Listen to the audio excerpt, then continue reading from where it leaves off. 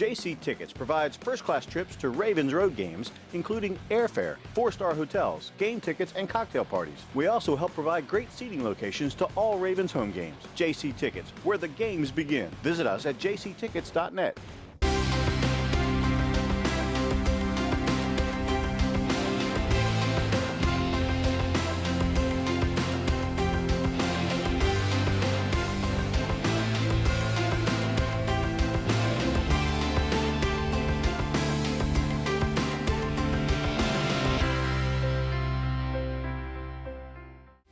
Ravens Wrap is sponsored by Bud Light, jctickets.net, Geico Insurance, Dunaway Furniture, Ocean City Golf Club, RussellStreetReport.com, Comfort Inn Gold Coast, Holiday Inn Express, BuyAToyota.com, your official site for Toyota deals.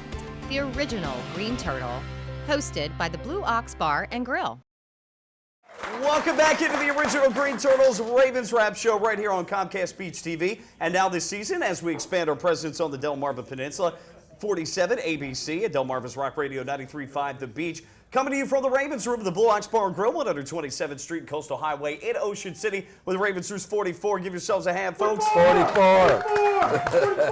Inviting all Ravens fans on the peninsula down to the show at the infamous Ravens Room here, where we've got Ravens tickets giveaways thanks to jctickets.net, also hotel stays and Bud Light prize packages as well. Mike Bradley from the Fan in Baltimore, 92.7 WGNB locally. To my left from the show, weekdays 10 a.m. to 3 p.m. on Ocean 98. It's JJ, our special guest this week. Thank you for having me again, Mike. Appreciate it. 44. From endless golf shows all across the Mid-Atlantic, Bobby Vermillion, a former host of the Stallion Sports Show. Good to be back. Good to be with JJ. Yeah! And we also have a special guest on the panel. Matt James, an OC local, was running for Ocean City Council and also Ravens fan as well. Matt, welcome. How are you, sir? Thank you for having me. Councilman! You're putting us to shame with your attire. Looking very dapper, sir. Surrounded by caddies. Okay, he's running for City Council. What are you running for? What are you running from? A bar tab. Well, Matt, let me ask you briefly here. What has inspired you to get involved here into local politics with the Ocean City Council? I really like Ocean City. I love Ocean City. I live here. I work here. I volunteer with the fire department here, and I want to make Ocean City a better place. Excellent. Very good. Well, we appreciate your service in the fire department. Thank you. And the election coming up, so get out and do your civic duty in Ocean City this week. November 4th. Make sure you vote. Do you have a website or a Facebook page that people can go to? I have both. On Facebook, it's Matthew James, and the website is electmattjames.com. All right, excellent, excellent. Well, since you're on this segment here, Matt, we haven't talked to you yet for the previous three. Give us your take, your overview of the Ravens' 2014 season so far. I think they're doing a great job. Great. Flacco's throwing some good passes. I think even John Garrick would be happy. Wow. With Hey, that. if John Garrick's happy, we're happy. That's all we know. saying something. If John Garrick's happy with Flacco, like Flacco oh, he that doesn't. much? He's the biggest Like, Flacco legitimately? beater you've ever seen. Even after what he's done this year? Well, he's been absent, to say the least, the last few weeks. Matt, you did clear that with John that you said that, right? Yeah. Very good. Excellent. Well, the Ravens off to a 5-2 start. As Bobby alluded to, though, the last couple of segments, it's a team that is going to be tested the next couple of weeks, coming up at Cincinnati and then at Pittsburgh, but one game at a time at Cincinnati, 1 o'clock kickoff at Paul Brown Stadium. And Bobby, I went back to our YouTube channel, where OceanCity.tv, that houses all the previous Ravens Wrap show. Check it out if you want to check the archives out. I went back to our show week 2 to take a look at what happened in that game, because it was several weeks ago. And we talked about in the first half the imbalance, pass to run 26-8. That's not what the Ravens were looking to do at the beginning of the season. They were looking to run the ball, but they ended up throwing a lot more than running they passed instead of running the ball so much, and it ended up being 36-12 difference in the second half. Flacco threw 62 passes. There were 7 drops in the game. If you remember Steve Smith, who we've been raving about, 4 drops in that game. So it wasn't very good. Lardarius Webb didn't play in the game. We had Shockey Brown have to play. We had a tough safety situation. Matt Elam, as we talked about, struggling in coverage. It's a lot different team than it was now, or that is now. Well, I think you're right, and I think one of the storylines we talked about was Hugh Jackson, the new offensive coordinator for the Bengals, and then obviously Gary Kubiak. We wanted to see how that would affect the first game, and the Ravens obviously get off to a very slow start, much more passing than we thought. They kind of went away from the run. I think they found their identity a little bit more, but I still think in that game the key was the drops by the receivers, and Steve Smith said it this week. He'll take full responsibility along with the other receivers for losing game one against the Bengals. But as bad as it was, the Ravens still had a chance to win that football game, Mike. Yeah, they sure did. And that's the hard thing to believe. But Flacco, again, we talk about Flacco. End of the first half, you remember, he scrambles and lets the clock run out instead of us getting a field goal, and we're all scratching our heads. And Well, Bobby just said the key word to me for the Ravens game this week coming up, receivers. A.J. Green for the Bengals has been out for a while, and he is obviously one of the biggest threats in the NFL, and their offense hasn't looked right since he's been gone. I don't know what the exact status is of him yet. I think he's questionable. But I mean, I think this is going to be a very if A.J. Green's back, I give the Bengals a lot more chance than without A.J. Green. It's been a while since he's been in there. If he is back, he can't be 100% healthy. So I think that's a factor. And he's the guy, obviously, that made the play at the end of the game to beat the Ravens in week one. So it'll be interesting to see what, as you alluded to, what his status is, a big factor. But every team this time of year is banged up. They're facing injuries. Obviously, he's a big part of their offense and what they want to be. And he makes Andy Dalton a better quarterback for sure. So, again, it wouldn't hurt my feelings as a Ravens fan if he doesn't suit up this week. That's for sure. Because he's just a distraction, if nothing else. Look at what Calvin Johnson did a few weeks ago before he had the last week or so off. He couldn't catch, he couldn't run, but still being on the field with that ankle, with the high ankle You had to sprain, account for him. You had to account for him. A.J. Green's on the field. Cincinnati's a better offensive team. No question. Although I think our secondary is better with Webb in there now that he didn't play in week one. And with Will Hill in at safety, that secondary is a lot better than it was. The pass rush is a lot better than it was in week one. But, Matt, let me go back. The Ravens, anytime you lose a division game, because it could be a tiebreaker, that's when you lose a division game, it's like 1.5 losses. But for the Ravens to lose that game and lose it at home, that's a real stinger. So now we have to go on the road and try to make that up. That's not easy. It's a must-win. It's got to be a must-win, right? Well, to make it back. Well, I say this. Everybody, if you call it a must-win, I think what has to happen here is you have to look at the Pittsburgh Steelers. You have to win 1 out of 2. I know we like to see as Ravens fans, you want to sweep them. That's for sure. It'd be great to beat Cincinnati and Pittsburgh, both away games. The likelihood of that happening, it's possible. The Ravens are playing real well. You think going into the game, it's certainly, if we can beat Cincinnati, obviously we have a good chance of beating Pittsburgh. But if we came away from those games, either beating the Steelers or beating the Bengals and losing to the other, I think we're still in pretty good position. The one good thing, Pittsburgh and Cincinnati have not played each other yet, Mike. So they're going to battle things out, and they're going to beat each other up a little bit down the stretch.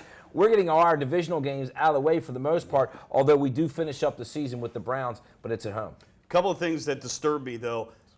Now, Osemele and Monroe did practice as of Wednesday. Whether they play on Sunday, who knows, because they practiced early last week and were inactive for the game. But James Hurst going up against Geno Atkins, who has 4 sacks, that could be a mismatch. Or excuse me, he's going up against Wallace Gilberry. But Rick Wagner has to face Geno Atkins on the other side, who has 4 sacks. Nonetheless, the entire line's very good. And with the left side with 2 rookies, that's concerning, having to play the Bengals on the road.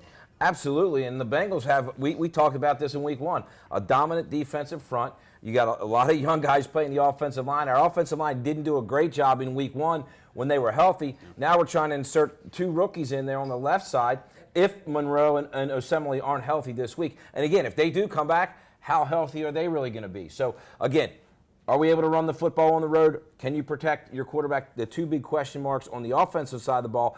And then on the defensive side of the ball, can Suggs and Doomerville put pressure on Andy Dalton? Because in game 1, Mike, they really didn't do a good job getting after Dalton. No. Now, JJ, you go back to the year that the Giants won, I guess, their first or second Super Bowl. Actually, their first Super Bowl. And, no, the Giants. Yeah. But having played them, they got after it with a 4-man rush, and they could drop 7 into coverage. The Bengals are known for an excellent defensive front. With their front 4, they don't have to blitz that often. But here's the thing, though, again, going back to the Ravens offense and Joe Flacco.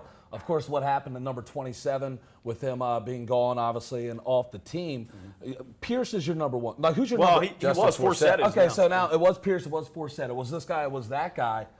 I don't really think, this league is 100% a passing league for the most part as we look at. Cowboys with DeMarco Murray, for all the 7 games, 100 yards. By week 14, 15, he's either going to be injured or he's going to be out of gas. He'll be completely nothing for the playoffs. Joe Flacco, like you have said multiple times today, with his weapons, I don't think it matters with the 4-man front. I don't think it matters if they blitz.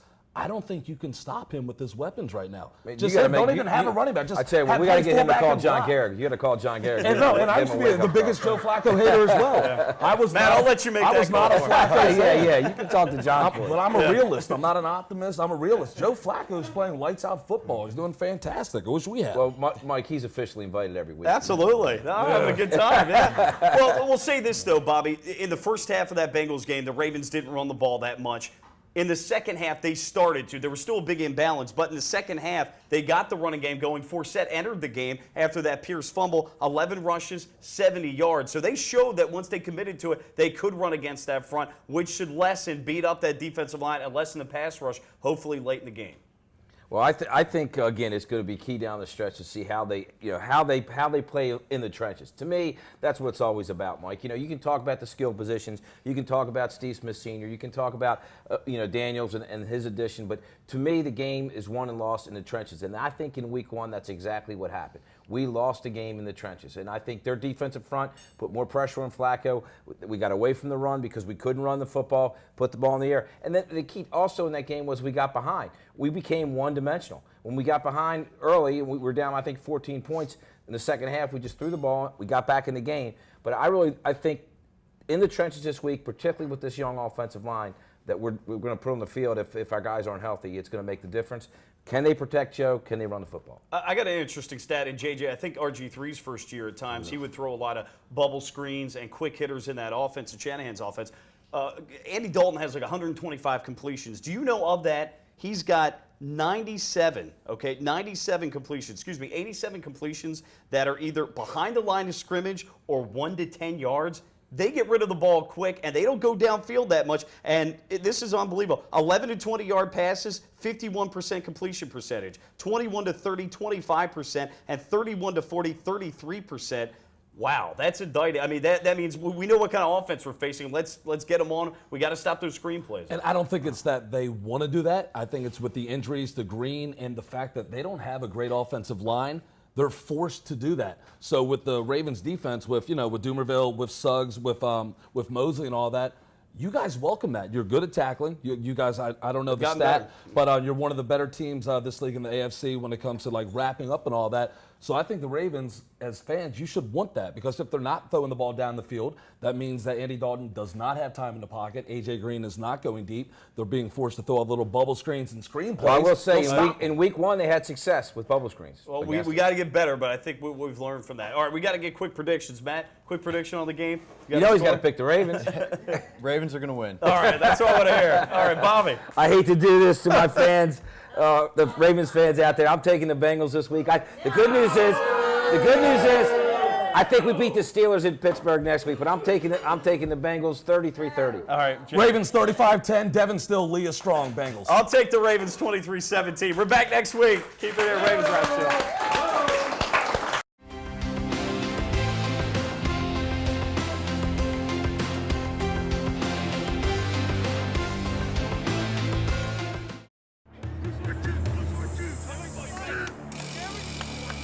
What's this all about? We're giving Rich the NFL experience of a goal line dive. Really?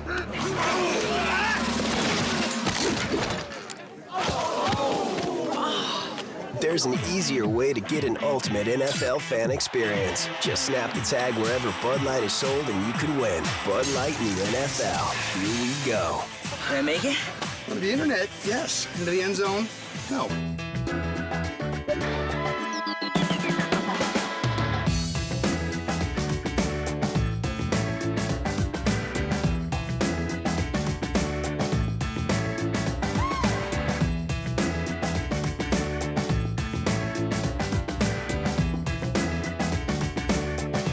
Come see us at Blue Ox.